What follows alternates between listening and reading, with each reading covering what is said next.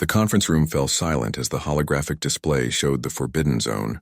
Admiral Quan Day stood at the head of the table, his scaled hands clasped behind his back. Around him sat representatives from 47 different species, all members of the Talvirian Confederacy.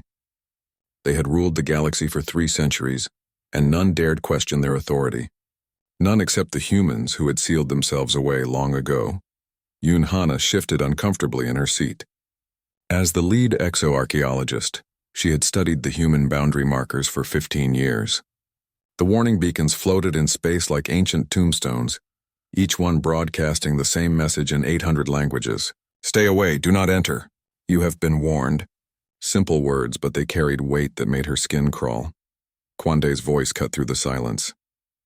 "The mineral surveys are complete. Inside human space, just 30 light-years past their boundary, we have discovered deposits of sterinium and quantum crystals worth more than our entire annual economy. Enough to power our civilization for 1,000 years. Murmurs rippled through the council. Chancellor Vex Moriton, the insectoid leader of the Confederacy, leaned forward on his multiple legs. His compound eyes reflected the holographic light. "And the humans? What response have we received to our mining requests?" "None," Quan Day said flatly. "We have sent 47 diplomatic messages over the past year. Every single one has been ignored. The humans do not respond. They have not responded to anyone in 314 years. Yoon Hana raised her hand slowly. "Admiral, with respect, perhaps their silence is itself a response. The boundary markers are clear. They do not wish to be disturbed." Quan Day turned to her, his expression hardening. "Dr. Yoon, your caution is noted. But we are speaking of a civilization that has hidden behind their walls for centuries. They have made no technological advances that we can detect. No expansion. No contact. They are either extinct or so diminished that they pose no threat. Or they are something else entirely," Hana countered. She pulled up her own display, showing grainy images of 3 destroyed survey drones. These were sent into human space last month. Automated, no crew, simple reconnaissance. All 3 were destroyed within seconds of crossing the boundary. Not by weapons fire, not by missiles. They simply stopped existing. One moment they were there, the next moment they were gone. No debris, no energy signatures, nothing. The council members exchanged glances. Some looked nervous. Others looked intrigued. Chancellor Moriton clicked his mandibles together thoughtfully. "Perhaps their automated defenses remain active, even if the humans themselves do not." "Perhaps," Hana agreed. "But I have studied the archaeological records. Before humans isolated themselves, they were already advancing faster than any species in recorded history. In 50 years, they went from primitive spaceflight to technologies that rivaled our own. Then they simply stopped. They drew their line in space and warned everyone to stay away." "Exactly," Quan Day said, his voice rising. "They stopped. They gave up. Whatever they once were, they are no longer. These mineral deposits do not belong to ghosts and old warnings. They belong to whoever has the courage to claim them." Hana felt her heart sink. She knew where this was going. The Admiral had already made his decision. This council meeting was just a formality. "I propose a limited incursion," Quan Day continued. 1 mining fleet, 47 vessels. We establish a single base, extract the resources we need, and withdraw. If the humans object, we will negotiate. If they do not respond, then we have our answer. They are gone, and their space is ours for the taking. And if they are not gone?" Hana asked quietly. "If they respond with force?" Quan Day smiled. It was not a pleasant expression. "Then we will discover what happened to the mighty humans who once made the galaxy tremble. And we will learn that fear of the unknown is no reason to deny progress." The vote came quickly. 39 in favor, 8 against. Hana was one of the 8. She watched as the council members filed out, already discussing mining schedules and profit projections. None of them noticed the way she stared at the holographic display, at the red line marking human space, at the warnings that no one heeded anymore. 3 weeks later, Hana stood in the observation deck of the Prosperity, one of the 47 vessels in the mining fleet. Around her, crew members celebrated as they approached the boundary. They had packed champagne, a human beverage that the Confederacy had replicated centuries ago. They planned to toast their crossing, their bravery, their conquest of superstition. Commander Lee Bora, the ship's captain, stood beside Hana. Unlike the others, Bora looked troubled. "You still think this is a mistake?" she asked quietly. "I know it is," Hana replied. "But no one wants to listen to warnings. They want the minerals. They want the glory. They want to prove that humans are nothing special." Bora nodded slowly. "I read your reports. The archaeological evidence. The technological progression. The sudden withdrawal. You think they found something, don't you? Something that made them leave the rest of us behind." "I think they became something," Hana said. "Something we cannot understand. And I think they warned us to stay away because they knew what would happen if we did not listen." The countdown began. 10 seconds until they crossed the boundary. The crew cheered. Champagne corks popped. Admiral Kwande's face appeared on every screen, broadcasting from the fleet's command ship. "Today we prove that the Talvirian Confederacy answers to no one. Today we take what is ours by right of courage. Today we cross into human space." Hana closed her eyes as the timer reached 0. She felt the ship shudder slightly as they passed through the invisible line. For a moment, nothing happened. The crew cheered louder. Someone started singing. Admiral Kwande was laughing on the screens. Then Hana felt it, a pressure against her mind. Not painful but present, like being watched by something vast and patient. She opened her eyes and looked out the window at the stars. They looked the same but somehow different. Wrong, as if they were no longer stars at all but eyes. Every sensor on every ship began registering strange energy signatures, patterns that made no sense, readings that should not exist. The celebrations died down as crew members noticed their instruments going wild. Commander Bora's hands moved across her console, trying to make sense of the data. "What is this?" she whispered. "What are we seeing?" Hana stared at the readings and felt cold understanding wash over her. "We are seeing them notice us," she said softly. "The humans. They know we are here. In the depths of space, beyond the ships, beyond the sensors, beyond the understanding of the Confederacy, something ancient and vast turned its attention toward the intruders. And in that moment, the 47 ships became very small indeed." 3 weeks passed without incident. The mining operation on Threshold Station proceeded exactly as planned. Governor Takjiho walked through the newly constructed corridors with satisfaction, watching workers from a dozen different species move equipment and set up drilling platforms. The moon's surface held enough sterinium to make everyone involved wealthy beyond imagination. Admiral Kwande had been right. The humans were gone or hiding or simply did not care. The warnings had been empty threats from a civilization that no longer existed. Jiho had already sent 3 reports back to the Confederacy Council, each one more confident than the last. Within a month, they would begin full extraction. Within a year, this would become the most profitable mining colony in known space. Dr. Namsuna had different concerns. As the fleet's xenobiologist, she had spent the past 3 weeks exploring nearby planets, searching for any sign of human life. What she found disturbed her more than empty worlds would have. She stood now in the ruins of a city on the 4th planet, her scanner in hand, trying to comprehend what she was seeing. The buildings were not old. That was the first shock. Despite being abandoned for centuries, they showed almost no decay. The materials were unknown to her scanners, something that should not have been possible. The Confederacy had cataloged millions of compounds and alloys.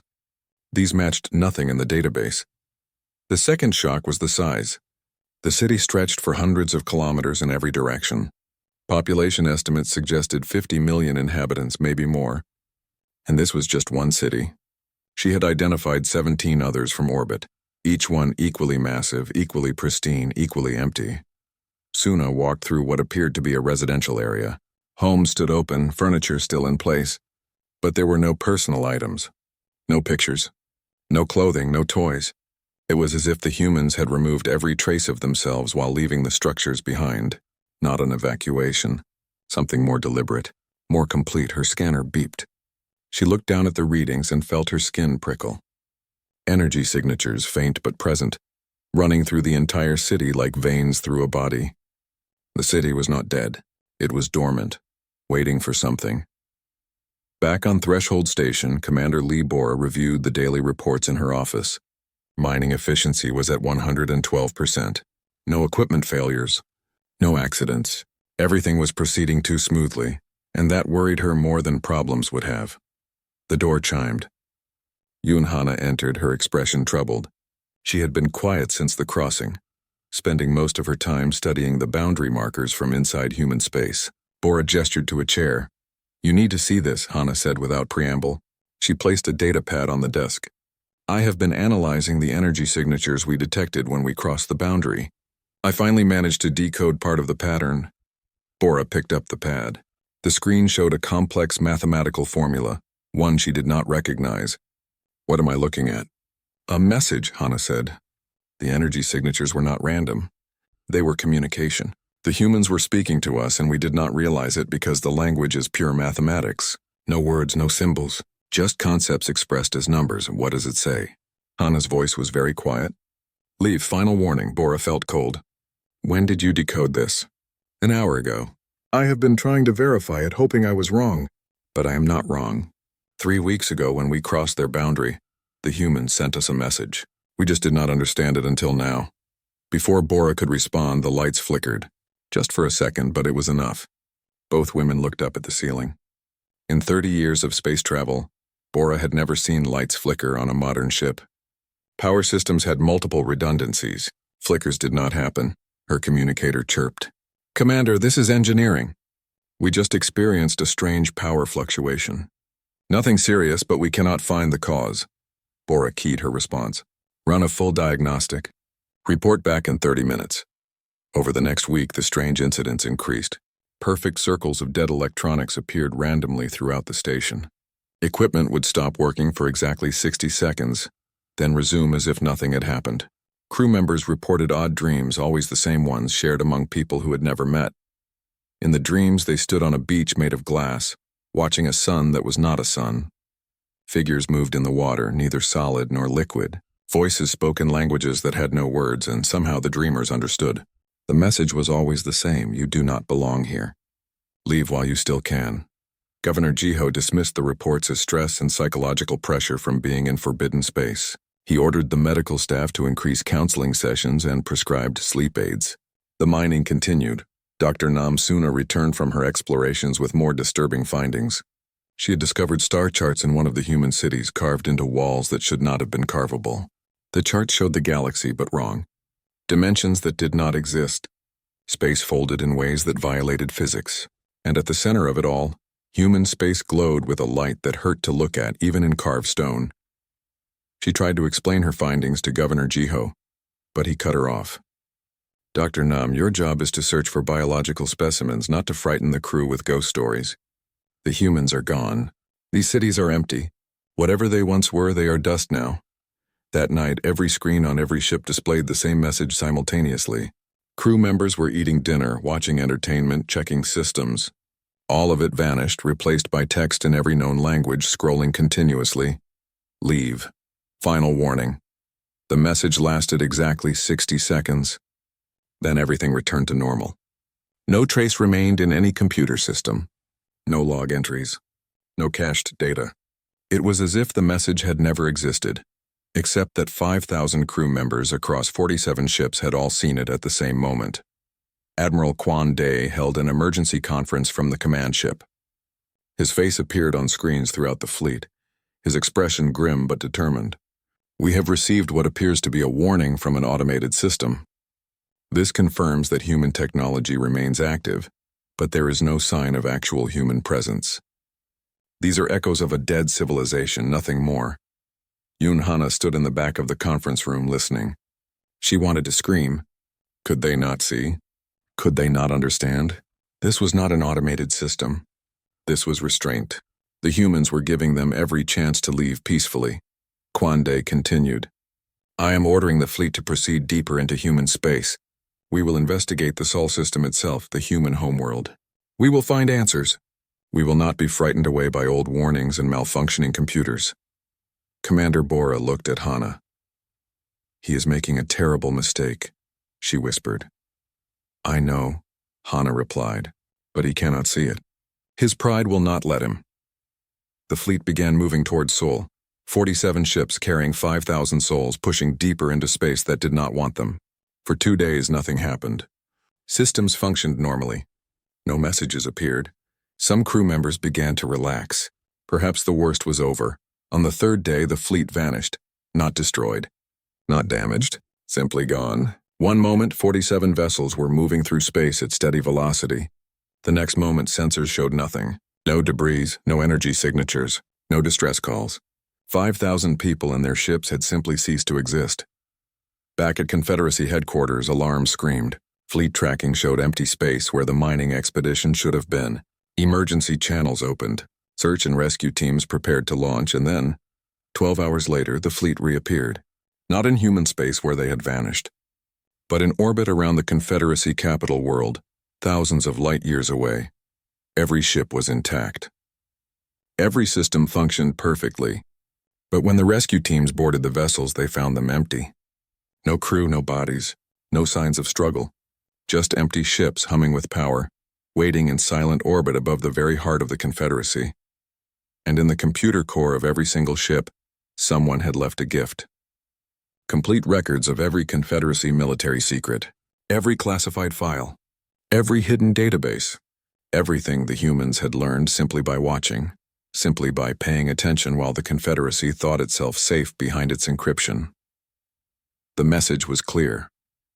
We can reach you anywhere. We know everything. You were warned. The Confederacy capital world descended into chaos. News of the missing crew spread faster than any government could contain it. 5,000 people had simply vanished, and their empty ships had appeared in orbit like ghosts returning home. The message was impossible to ignore, yet many tried. Kim Ara stood in the press gallery, her recorder running, watching the emergency council session below. As the galaxy's most prominent investigative journalist, she had covered wars and disasters across 100 worlds. But she had never seen anything like this. The council members looked small and frightened, their earlier confidence completely gone. Chancellor Vex Moritan addressed the assembly, his voice lacking its usual authority. We must remain calm. This incident, while troubling, does not constitute an act of war. No one was harmed. The crews are simply missing, likely relocated by human automated systems as a warning. A warning we ignored, someone shouted from the back. Ara recognized the voice. Yoon Hana, the archaeologist who had predicted this disaster. Moritan's compound eyes focused on her. Dr. Yoon, you are not a council member. You have no voice here. Then give me one, Hana said, standing. Because I am the only person in this room who understands what we are facing. The humans did not take our people as hostages.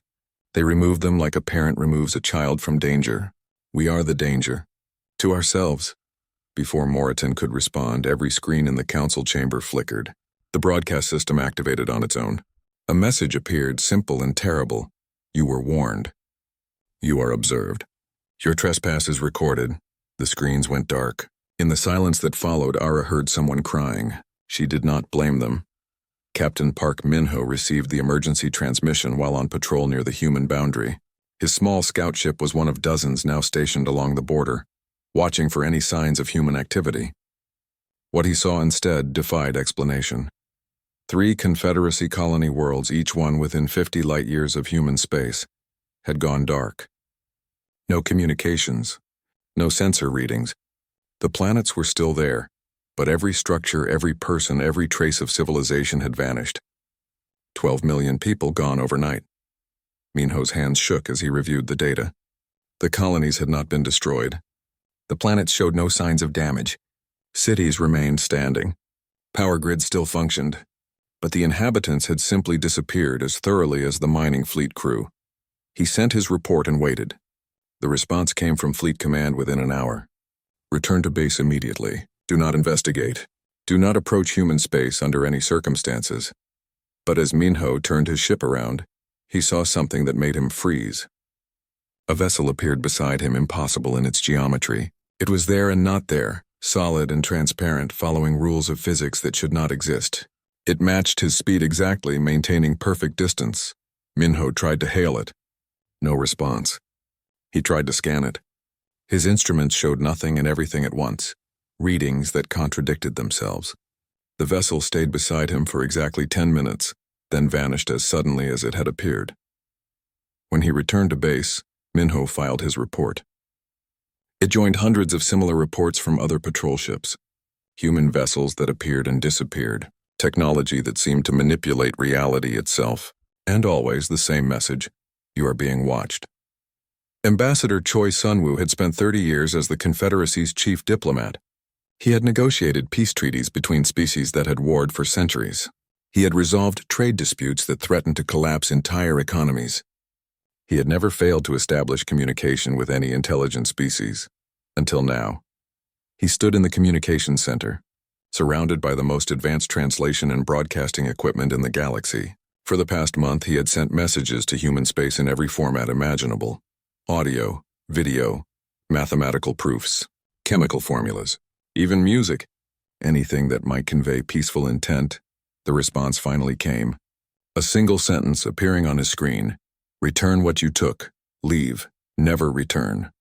Sun-woo stared at the words. What did we take? He asked the empty room. The answer came immediately, as if the humans had been waiting for the question. A holographic display activated, showing the 3 missing colonies. Images of the 12 million people alive and well, standing on new worlds far from Confederacy space. They looked confused but unharmed. Some were crying. Others looked relieved. A voice spoke, coming from everywhere and nowhere. It had no gender, no accent, no identifiable characteristics. It simply was. They are yours. They did not choose to trespass. They followed orders. They are returned to places where they will not be tempted to enter our space again.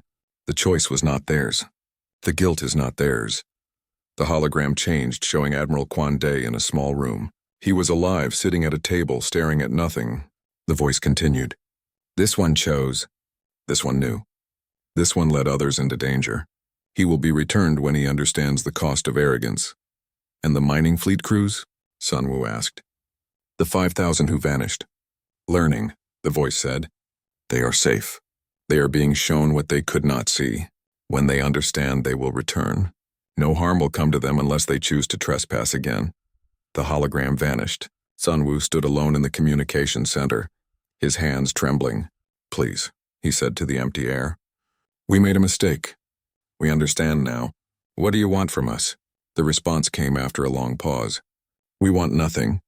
We never wanted anything except to be left alone. You had the entire galaxy. It was not enough. You needed our peace as well. This is why we left. This is why we warned you. Not because we hate you. Because we knew you could not leave us alone. We will leave now, Sun-woo said. We will honor your boundary. We will respect your space. You will, the voice agreed. Because you fear us now. But fear is not wisdom. Fear fades. Arrogance returns. You will forget this lesson, and someday someone will cross our boundary again. Then what can we do? Sun-woo asked, genuine desperation in his voice. Grow up, the voice said simply. Evolve, not your technology. Your civilization. Learn to be content with what you have. Learn to respect warnings. Learn that bigger, more powerful, and more advanced does not mean better. Learn these things, and perhaps someday we can speak as equals. The communications center went silent. Sun-woo knew the conversation was over. He filed his report knowing it would change nothing. The Confederacy had learned to fear humans, but fear was not understanding. Yoon Hana received permission to approach the human boundary one more time. She took a small shuttle alone, carrying nothing but her research and a message of her own. When she reached the marker buoys, she stopped and transmitted. I am Yoon Hana. I studied your warnings. I believed them. I tried to stop this. I failed, I am sorry. I would like to understand. Not your technology, not your power, but your choice. Why did you leave us? Why did you hide? For a long time, nothing happened. Then her console beeped. A file had appeared, downloaded from nowhere. She opened it. Inside were records.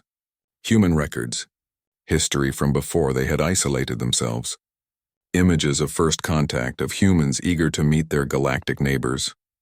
Images of the years that followed, of humans advancing too quickly, threatening other species with their rapid progress. Images of jealousy, fear, and finally violence. The records showed the coalition that had formed against humanity. 17 species, united in their determination to contain the human threat. They had issued an ultimatum. Stop advancing or be stopped. Humans had chosen a third option. They had withdrawn, setting their boundary and warning everyone to stay away.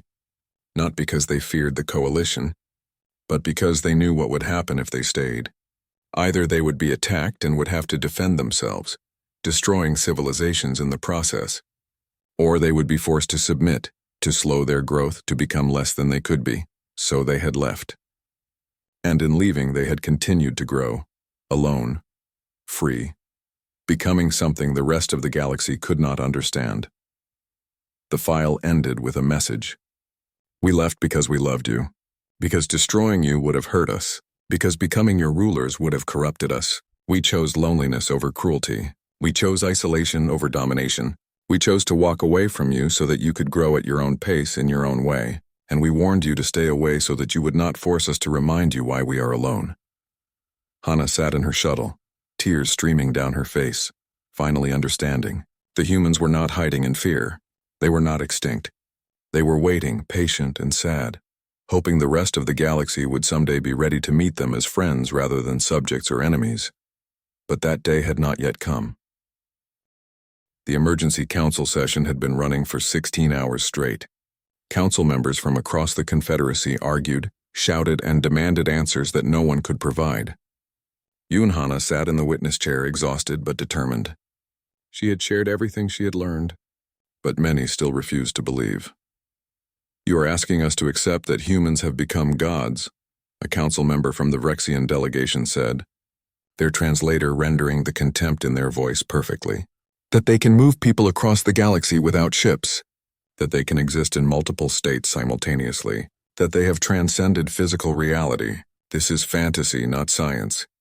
It is both, Hana replied quietly. That is what you cannot accept.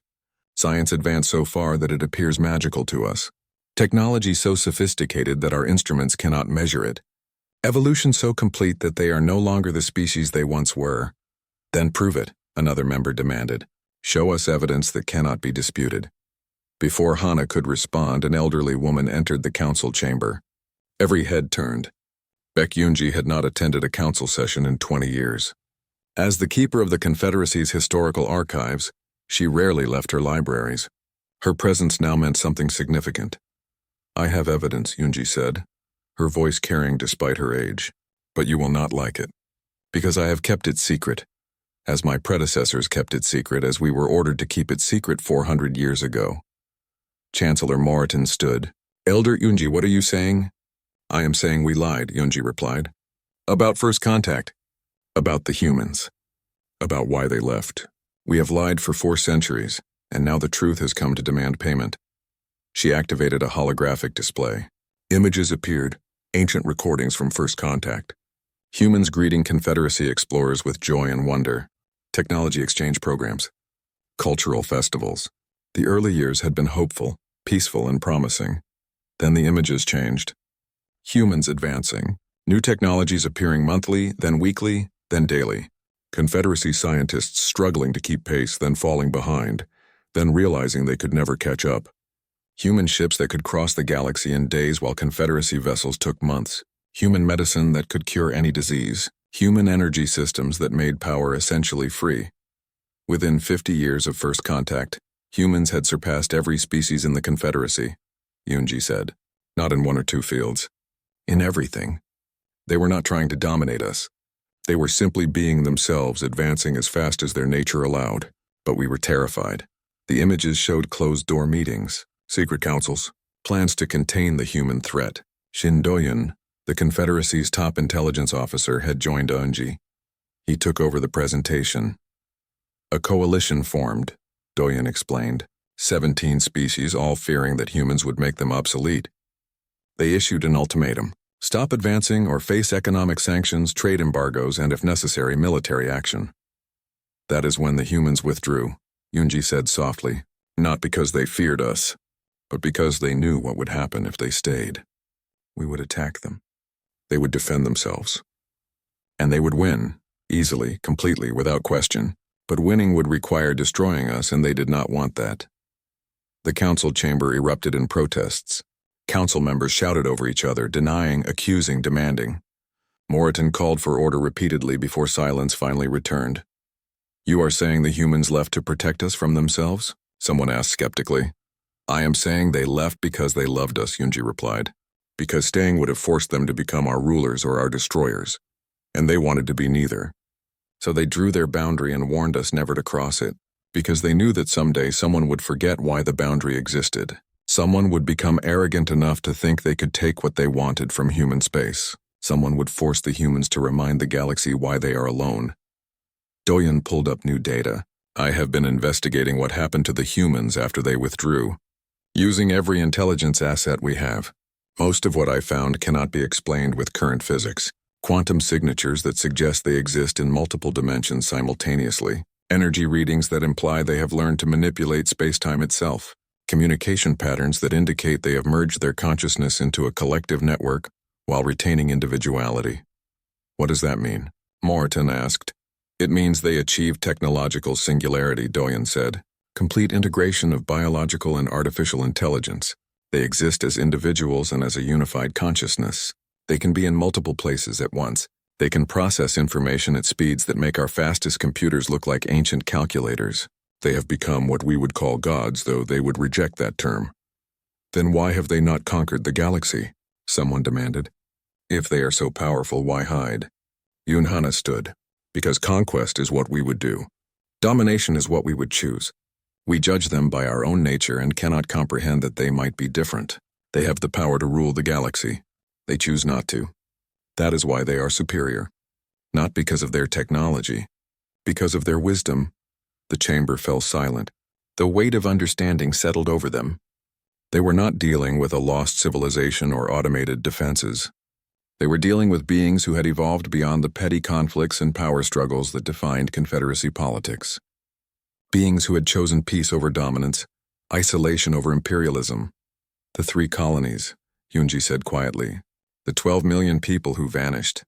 Intelligence reports confirm they were relocated to habitable worlds far from human space. All alive. All unharmed.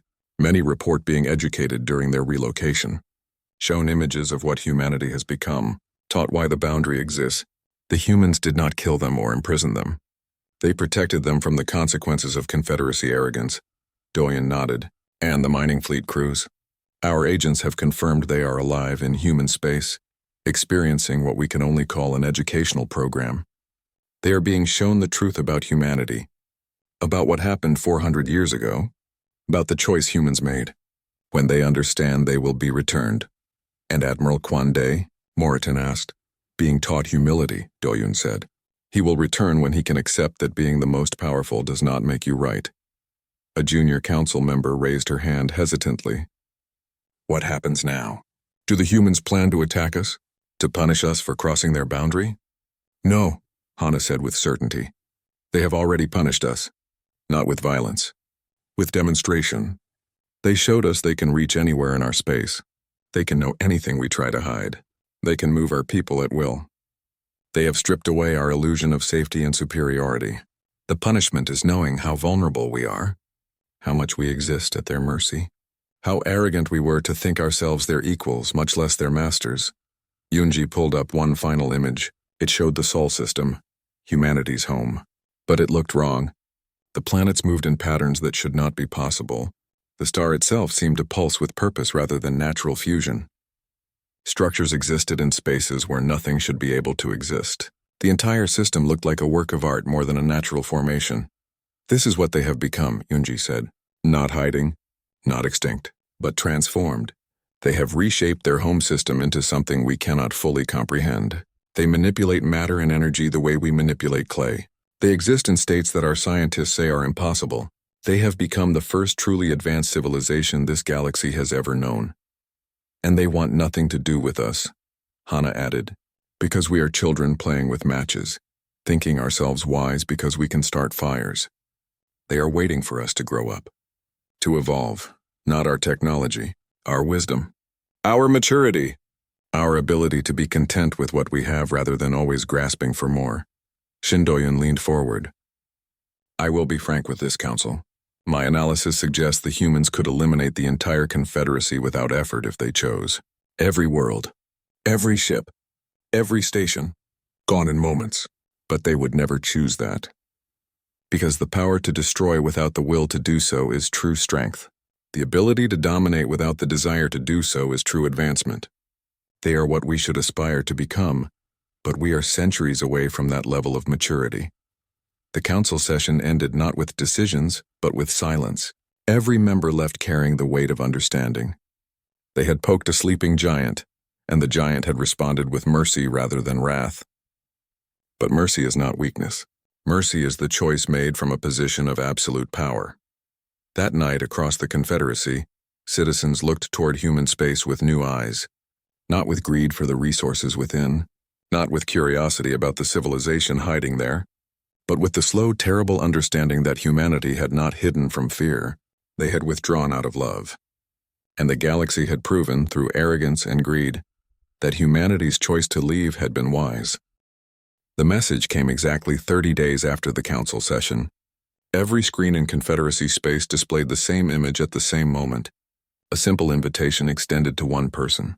Yoon Hana was requested to come to the boundary, alone, unarmed, ready to listen. Hana stood before the Confederacy Council, accepting the mission. Chancellor Moritan looked older than he had a month ago. The weight of understanding had aged them all. Dr. Yoon, you will be our representative, our voice, but more importantly, our ears. We have spent centuries talking. Perhaps it is time we learned to listen. She took a small shuttle, the same one she had used before. As she approached the boundary, her instruments detected something new. A presence, not hostile but vast, like standing before an ocean and suddenly understanding how small you are. A vessel appeared, if it could be called a vessel.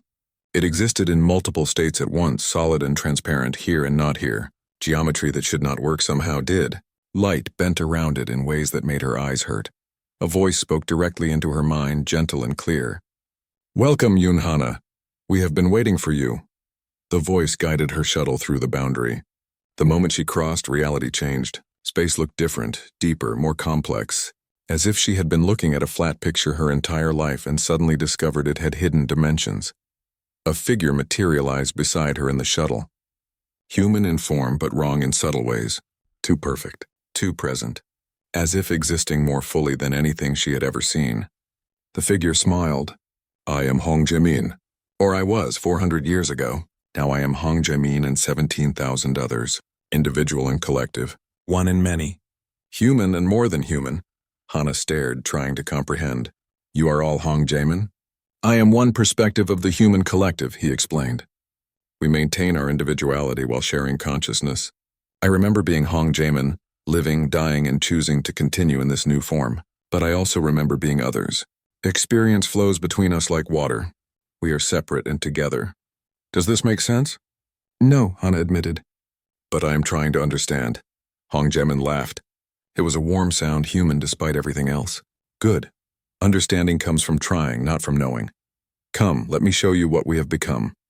What your people feared so much that we chose to leave." The shuttle moved deeper into human space. Hana saw planets that had been terraformed into gardens. Not just habitable, but perfect. Ecosystems in complete balance. Weather controlled with such subtlety that it seemed natural. Cities that grew like living things, organic and technological, merged into something beautiful. "This is what frightened them?" Hana asked. "This beauty?" "No," Hong Jae-min said quietly. "This is what we became after we left. What frightened them was what we were becoming before. Watch." Images appeared, memories from 400 years ago. Humans advancing so rapidly that new technologies appeared daily. Medicine that could cure anything. Energy systems that made power free. Manufacturing that could create anything from base elements. And the fear in alien eyes as they watched, knowing they could never keep pace. "We did not want to rule them," Hong Jae-min explained. "But our very existence was changing the galactic economy. Our free energy made power companies obsolete. Our medicine made pharmaceutical corporations worthless. Our manufacturing destroyed entire industries. We were not trying to hurt anyone. We were just growing, being ourselves. But our growth was their extinction." The images shifted to the coalition meetings. 17 species united in fear, demanding that humans stop, slow down, limit themselves, or face consequences. "We could have fought," Hong Jae-min said. "We could have won, but winning would have required destroying civilizations, killing billions, becoming the monsters they feared we were. So we chose a third option. We left. We drew our boundary and warned everyone to stay away. Not because we hated them, because we loved them enough to let them grow at their own pace. And you continued advancing alone, Hana whispered. Yes. Alone, we were free to become what we could be. We merged with our technology, uploaded our consciousness into quantum networks while maintaining biological forms. We learned to manipulate space-time. We achieved effective immortality. We became what you would call gods, though we reject that term. We are simply humans who never stopped growing. The shuttle approached the Sol system. Hana gasped. The star itself had been modified, wrapped in structures that harvested its energy without dimming its light. The planets moved in perfect harmony. Their orbits adjusted for optimal stability. Mars was green and blue. Earth was pristine. And structures existed in spaces between the planets. Habitats for trillions built from nothing but will and engineering. This is your home? Hana asked in wonder. One of them, Hong Jaemin said. We have spread throughout our territory. But Sol remains special. This is where we were born, where we grew, where we learned to be human before learning to be more.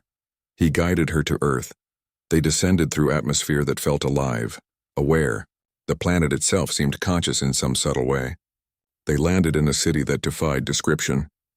Buildings that grew and adapted, streets that moved to accommodate traffic, gardens that existed in impossible spaces, and people, humans, biological and digital, individual and collective, walking, talking, laughing, living. You still have physical forms, Hana observed. Of course. Why would we abandon the body? It is part of who we are. We can exist as pure consciousness if we choose, but most of us prefer this. The feeling of sun on skin, the taste of food, the warmth of another person's hand. Technology enhanced us. It did not replace us. They walked through the city. Humans greeted Hong Jaemin warmly. Some greeted Hana with curiosity, speaking to her in perfect Korean, their accent matching her own regional dialect. She realized they had learned her language, her culture, everything about her in the moment since she arrived. You study us, she said. We observe, Hong Jaemin corrected. We watch the Confederacy grow, hoping someday you will be ready to meet us as friends. But that day has not come. Your people crossed our boundary not in peace but in greed, taking what you wanted because you thought we could not stop you. They entered a building that seemed to be made of solidified light. Inside, Hong Jaemin showed her the truth. Display after display showed Confederacy secrets, military plans, political schemes, corporate corruption. Everything humanity had learned simply by watching, simply by being patient and thorough. We could destroy you, Hong Jaemin said simply. Every world, every ship, every station, gone in moments. We have that power, but we would never use it. Because the ability to destroy without the will to do so is the mark of true civilization. We left because we did not want to hurt you. We stay away because you are not ready for us. Why? When will we be ready? Hana asked. Hong Jaemin smiled sadly. When you can go 1,000 years without war. When you can see resources and not feel the need to take them. When you can meet a superior civilization and feel joy rather than fear or jealousy. When you can be content with what you have while still striving to be better. When your growth comes from wisdom rather than conquest. That could take millennia, Hana whispered. Yes, and we will wait, because we remember what we were, young, eager, foolish, growing too fast for our own good. We had to leave to become wise. Perhaps isolation will teach you as well, though we hope it does not take you as long as it took us. Hong Jaemin placed his hand on a console. Images appeared. The mining fleet crews, all alive and well, sitting in comfortable rooms watching displays that showed them the truth about humanity. Learning, understanding, growing. They will return tomorrow, he said. Changed, wiser. They will tell your people what they have seen. Most will not believe them, but some will, and those few will plant seeds of wisdom that may grow given time. And Admiral Kwande? He understands now. The cost of his arrogance, the pain he caused not to us, to his own people, to the 5,000 who followed his orders into danger. That knowledge will humble him more than any punishment we could devise. Hong Jaemin led Hana to a window. Outside, Earth spread before them in impossible beauty. We have one gift for your people. One lesson that must be learned. The view changed. Hana saw the Confederacy from outside, from humanity's perspective. She saw the wars, the exploitation, The corruption, the cruelty species inflicted on each other and on themselves. She saw civilizations that could be so much more, held back by greed and pride and fear. This is why we left, Hong Jemin said quietly. We saw this path and knew where it led. To stagnation, to eternal conflict, to civilizations that advance technologically while remaining children morally. We wanted more. We wanted to grow in wisdom as well as power. So we left. And we placed a lock on your civilization. A lock? Hana asked. A quantum restriction. Technologies related to consciousness transfer, dimensional travel, and advanced artificial intelligence will simply not work for your people. The experiments will fail. The theories will seem right but produce no results. You have been limited, locked at your current level. Not forever, but until you prove you are ready. Hana felt cold. You have crippled us. We have protected you, Hong Jamin corrected. These technologies in your current state would destroy you. You would weaponize them, use them to dominate each other.